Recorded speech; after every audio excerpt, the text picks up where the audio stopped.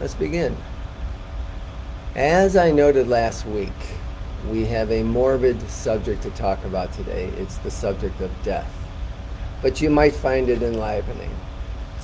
But we're also going to talk about reincarnation. So let me present a story or two that may illustrate the message I am attempting to convey with respect to death. Imagine a shelf filled with various jars. If the space within one of these jars could think, it might look at the other jars and conclude to itself, here am I, separate and distinct from all these other jars, having to look after this fragile body, the glass, which defines my nature, never being able to communicate with the other jars. It might feel isolated and vulnerable. Then one day, it falls off the shelf and shatters into many pieces. Suddenly, the space finds not just that it is still there, but that it always was there, before and after the glass was fired. Moreover, it realizes that it is continuous and in no way separate from the rest of the space in the room and beyond. It was, is, and always will be one and undifferentiated. If a wave on the sea were to look around and observe all the other waves, it might conclude, here I am, an insignificant wave amongst the thousands of waves in my midst. Not mist, but midst. Even if I become a tidal wave, great in its ferocity, my life will still be relatively short and insignificant. Inevitably, the wave dies, but when it does so, it becomes nothing less than a part of the vast ocean. Its imagined separate existence is only an illusion. Its apparent birth and death just a play on the surface of the deep. Ashes to ashes, dust to dust, the body was never alive to begin with, which is why the first word and the last word are the same in the words I just spoke. Ashes and dust. As bodies, and let's face it, most of us believe we are the body, and we're never more than that. It was animated for sure, but in what we now consider reality, it was never more than a pile of food with clever chemical and physical instructions. If this, do that. If that does not work, here's another instruction, so do this. Drawing from an infinite number of instructions, thereby leading most to believe that the body is masterful and intelligent beyond compare. We do not live in the walls of our house. We live in the space within. If the house is knocked down, it doesn't look like a house anymore and no longer functions as a house, only because the walls no longer hold the space. But the walls never did hold the space. They only appeared to hold the space. The space itself is totally unaffected. Similarly, when the body is broken, it no longer functions as we knew it. But the self is totally unaffected. Once we have completely realized that we are none of the sheaths or layers of identification that we use when referring to ourselves, issues come to an end. In silence, we can step back and see the body with its aches and pains, the mind with its trivial thoughts, and the intellect trying to make sense of it all. We are not any of these things. We are unchanged throughout the ever-changing illusion of life. Death is a non-event, just as this seeming life is a non-event, because none of it is real. So let's move into the subject of reincarnation. In a very real sense, after having heard everything presented here over the past few months and what I just spoke about with respect to death, the topic of reincarnation is irrelevant. What does it matter if what I have been saying has any truth to it? People ask, however, what happens to us when we die? Where do we go? For how long? Perhaps the questions that should be asked with respect to this particular subject is, why does it matter? Why the interest in beyond the future? Isn't this adventure right now the most important part of our lives? These questions are of importance only to the ego. Further, the topic itself only has meaning on the relative plane of existence, and at this point, it is the absolute plane that should be of primary concern. In reality, the self was never born and thus can never die. Another point to remember has to do with the concept of time, which we discussed a few weeks back. Since time is a concept and is itself non-existent, the topic of living and dying repetitively makes no sense since there is no time to come back to and live another life.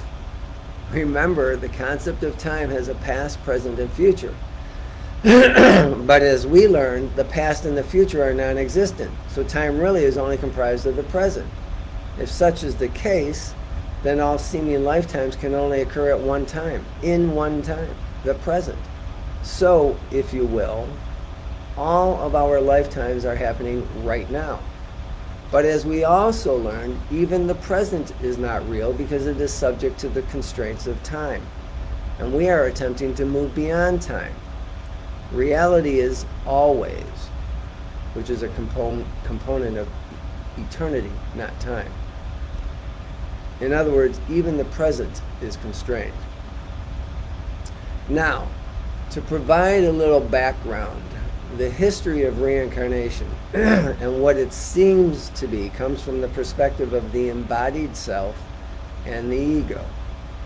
The theory behind reincarnation is linked to the topic of karma, which speaks to past actions being the cause of an effect down the road, whether that cause was 3 years ago or 2 minutes ago or instantaneous, just a moment ago. Additionally, our latent desires or vasanas, some of which are acted on, create karma. So too does our ignorance, avidya, as it continues to hide the truth from us, thereby leading to further inappropriate action that results in more karma.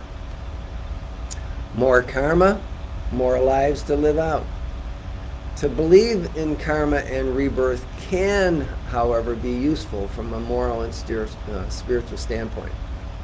From the point of view of the person who believes that each subsequent lifetime will be better if one acts better in the current lifetime, this viewpoint can motivate a person to be kind, more helpful, giving, and compassionate, as the supposed karmic rewards are greater than if one was, say, a thief during their lifetime. As we have seen over the past few months, the person is only a mask, the ego a fabrication that doesn't exist, and time a concept invented in order to enable the mind and intellect to try to make sense of this seeming world, which itself is an illusion. All of it is a projection that doesn't exist in the slightest. So how could reincarnation have any meaning? There is no one to die, no one who was born in the first place. Only if we were born could we ever be reborn. The body is only food and will continue to be food for something else when the body-mind complex ceases to exist in this illusion. Awareness exists outside of time and space. We and all that is seemingly around us, this planet, this other planets, the universe, are only appearances within awareness. There is no birth, no death, no reincarnation. This viewpoint can be clarified somewhat by changing the perspective from which life is being viewed. At the absolute level, paramatika, there is no argument to the summations stated a moment ago.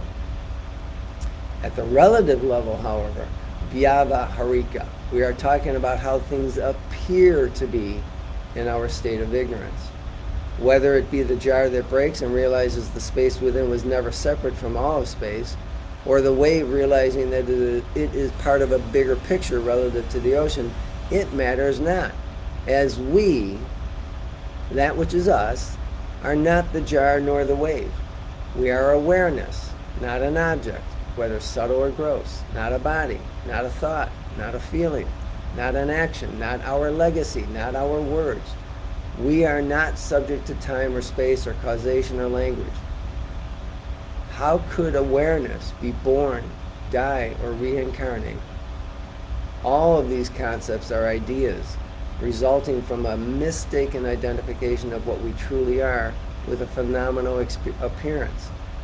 It is this to which we attribute an illusory existence that is mistakenly subject to the seeming cycles of death and rebirth, and bondage to our thoughts and beliefs while seemingly alive. So there is nothing other than awareness, which we call consciousness. But we are not fully convinced, are we? I am now in my 4th month of teaching these concepts in particular, and intellectual arguments aside, everything I have said can be refuted. Just ask anyone who has a body, and most of us do, and see if they believe their body isn't there or isn't real. We all believe the body is real. We all believe we are the body, unless we have studied what I teach for quite a while. One would have to have a personal experience of such magnitude, a revelation for instance, that he or she would be able to readily accept what I've been talking about.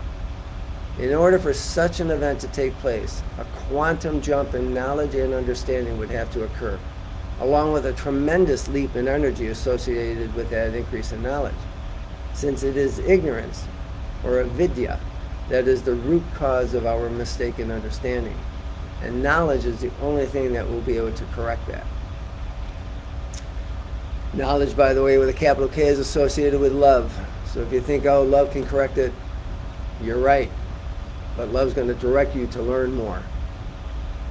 So this leads us directly into the topic of the nature of the self, and that's what I'm going to delve into next week. But before I leave, I'm going to give you this quote from Anand. Remember, you are a completely unique and distinct individual, just like everyone else. Anand was being both funny and sarcastic.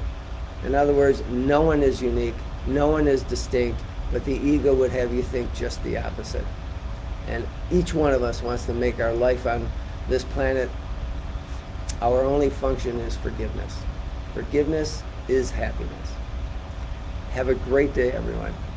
See you next time.